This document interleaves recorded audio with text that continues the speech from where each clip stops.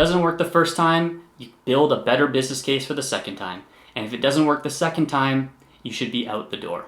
One of the most important skills you will ever learn in your career is how to ask for a raise. And there's a very specific way that you should ask for a raise that we'll be covering in today's video. But first, we need to touch on why this is such an important skill. And there's a couple uncomfortable truths that we have to kick off with. What's up, everyone? This is Brandon from Wealth Potion, where we talk about personal finance, entrepreneurship, the economy, all in an effort to help you keep and build your wealth. And today we're talking about how to ask for a raise. Of course, most people in the corporate world work a single 9-to-5 job, a 40-hour work week, if you will, and are full-time employed. And they are paid a salary on an annual basis that is dictated by their company. The company likely uses some sort of market rate to determine what you are worth. And you likely were given this salary when you accepted the job, and then you maybe received a 2 to 3% raise every year to keep up with inflation. There's a couple unfortunate realities though around this setup. Firstly, have you noticed that most people stay at their job for 2 to 3 years on average?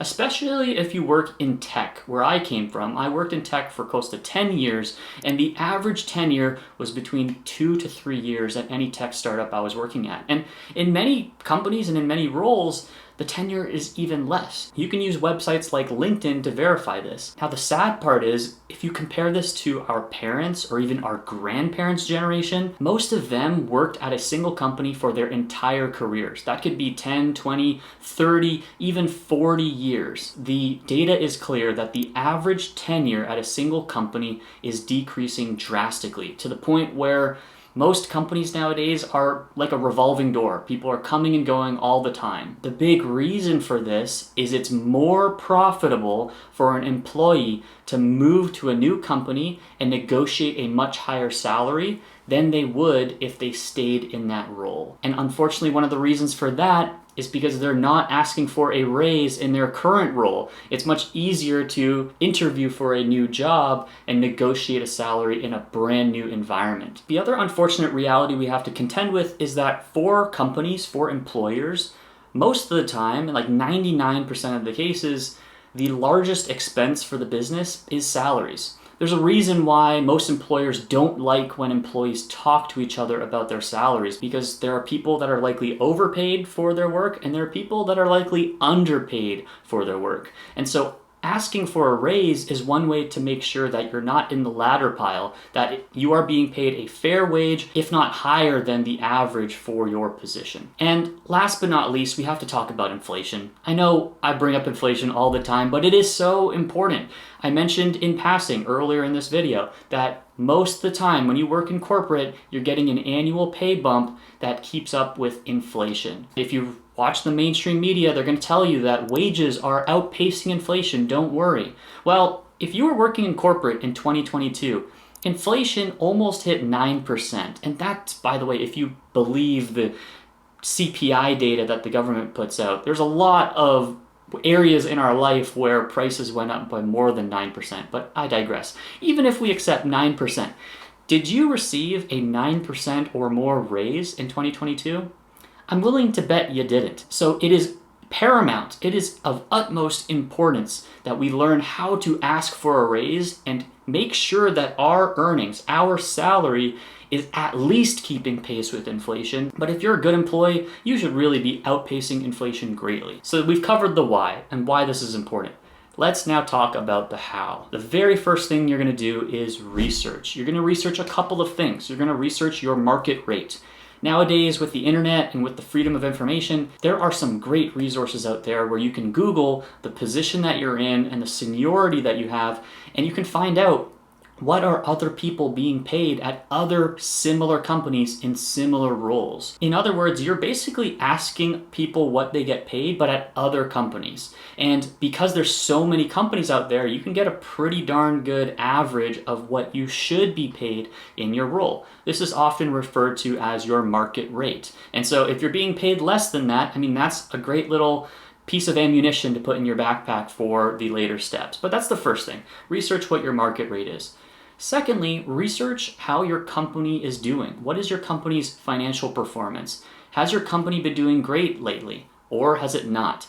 The reason for this is pretty simple. If your company has been doing well, then they are much more likely to give you a raise when you ask. And by the way, just because they are doing well does not mean they're automatically going to give you a raise, which again goes back to why it's so important to ask for the raise. If you don't ask, you don't get. A quick side note on this, if you work at a large public company, I'm going to use technology examples, Facebook, Google, Salesforce, LinkedIn, you can find information online because they are publicly traded. They are traded on the stock exchange, so every quarter these companies need to report their earnings, and they will literally tell you, did we do well or did we not do well? Did we beat expectations or did we not beat expectations? Now, if you work at a smaller company, a mom and pop shop, a family business, a small tech startup, it might be a little bit harder to understand how the company is doing, but you should have a general sense. I mean, if you're at a smaller company, that also means that you're more connected to the company as a whole, so you should have a general sense of how the company is doing. Again, you're just trying to get a flavor or a taste for, hey, did our company crush it last year, or are we struggling to hit our numbers? The third thing that you're going to research is more specific. You want to find out if your company has a specific date that they typically do performance evaluations. For many companies, that's just end of year. If you work in finance or consulting, for example, that might be at the end of the calendar year, so December. A lot of people will get their bonuses into the holidays, and then the new year starts fresh. If you work in something like accounting, it might line up more, say, with the tax season, which would be April, May, that kind of time frame. And so do your research, look into your own company and find out, is there a specific cadence, or generally it's a month within the year, that they're doing salary reviews and generally would grant raises. Now here's the important part. If it's September and you find out that your company does performance reviews in March, that doesn't mean you don't do anything, because the next step is important and you want to get ahead of that date. Ideally, 6 months or even a year if you can before that date. So actually, the more time you have, the better. And that's because the second step is you're going to build a business case. What is a business case? I come from the sales world, so we use business cases a lot, but basically what you're doing is you're putting together an argument for why you deserve the raise. And in an ideal world, you're using as much quantifiable information as possible. In other words, you want to back it up with numbers. If you are in sales, it's quite easy because you can show how much revenue you brought in for the business in dollar terms. You can then work backwards from that number to arrive to how much of a raise you want to ask for. If you work in marketing, or if you're a software engineer, or a role that isn't as tied to numbers, this will be a little bit more difficult, but again, it's ideal that you have numbers, but it's not necessary. You can talk about projects that you were a part of, projects that you contributed to or led. Maybe you delivered something not just on time, but earlier than expected. Perhaps you went above and beyond your job description, which you should have. If you have a job, you probably have a job description from when you joined. Document the things that you did that were beyond your job description. The general trend here, there's not a specific way you need to write the business case, but the general theme is that you're documenting your work. And you should start to build a habit as you go throughout your work year and throughout your career. When you complete great projects, when you get compliments from your boss or accolades from other teams, document that. Screenshot it, save it, put it into a folder, and you're going to build up evidence for this case so that when salary raise season comes along, you have evidence that you can then show. Once you've collected that evidence, then you're going to put that together into a simple document. Of course, this will differ for what kind of industry and what company you work at, but you probably will use a slideshow or a presentation of some sort. What you'll want to do is put together a short slide deck covering some of those key points, and you're going to want to turn that into a presentation.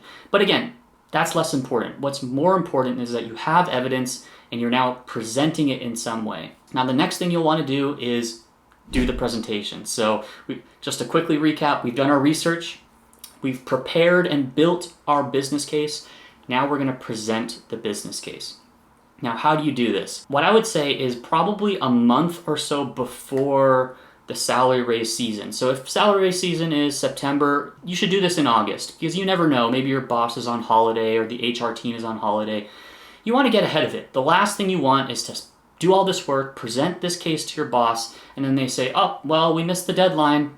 We can talk about it next year. So, you know what? Do 2 months just to be safe. Reach out to your boss and say, hey, I know we have our one-on-ones, or I would like to set up a new meeting with you. I'd love to discuss some of the work that I've done this year and talk about this upcoming salary raise. Now, the moment you do this, your boss is going to know exactly what is happening. They're going to get a sense that, oh shoot, Brandon here is likely going to ask for a raise. And so you have basically opened up Pandora's box. Do not be afraid of this though.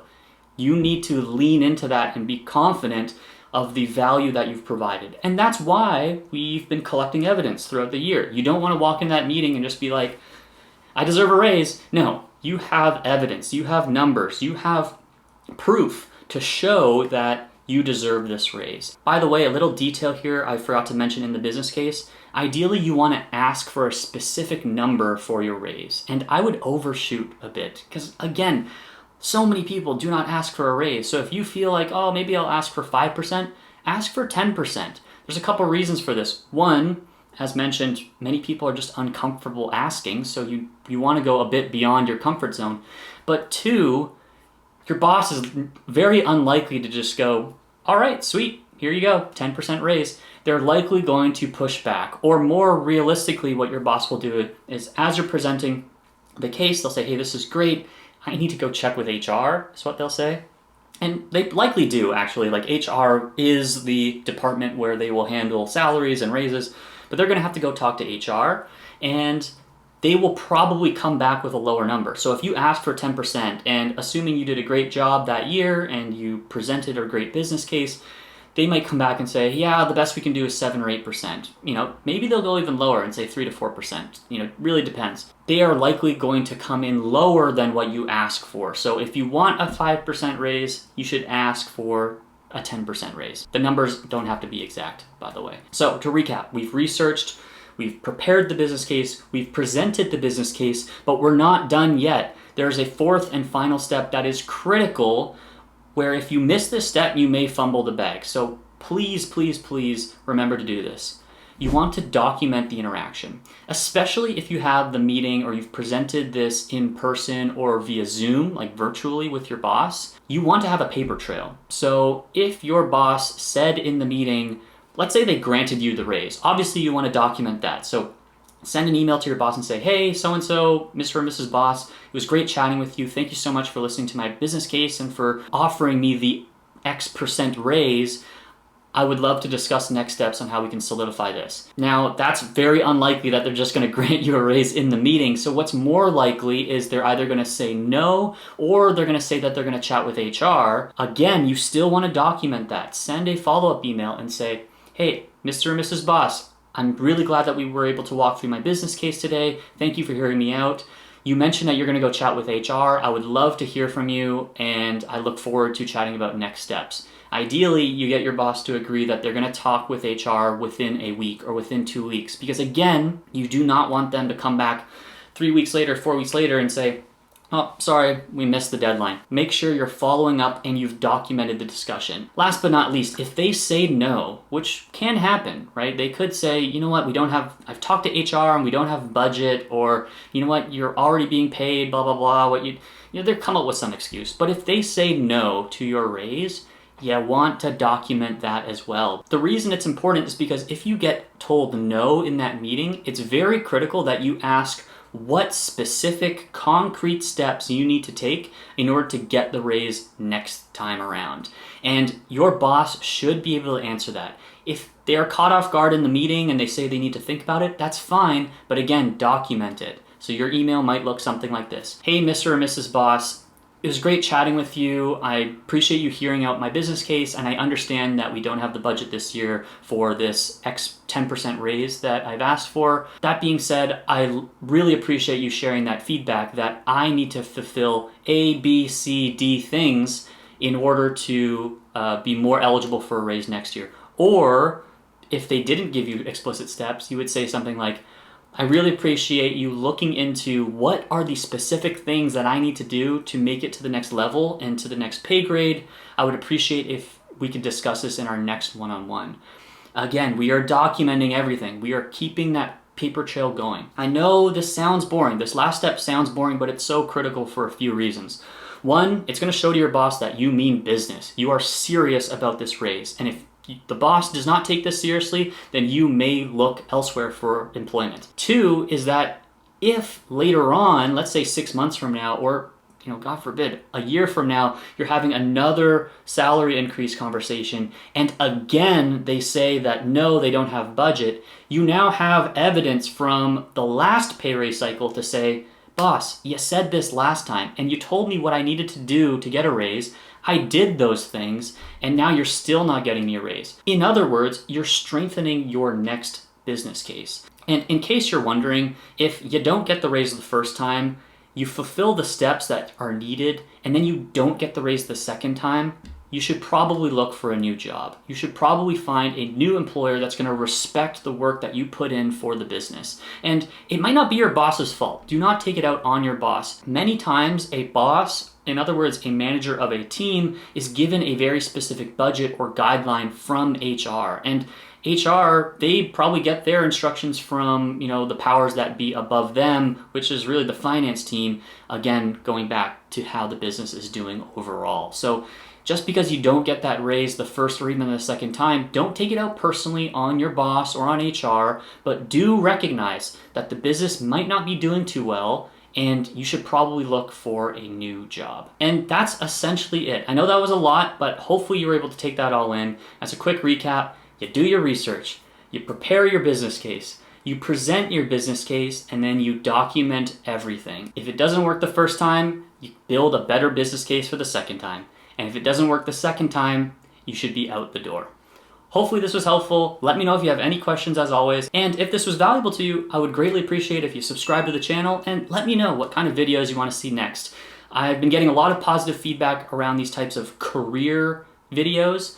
I know at Wealth Potion we talk about entrepreneurship and leaving your 9-to-5 job and starting your own business. And so whatever topics are on your mind, whatever questions you have, let me know in the comments and I'd be happy to provide some value. Have a good one.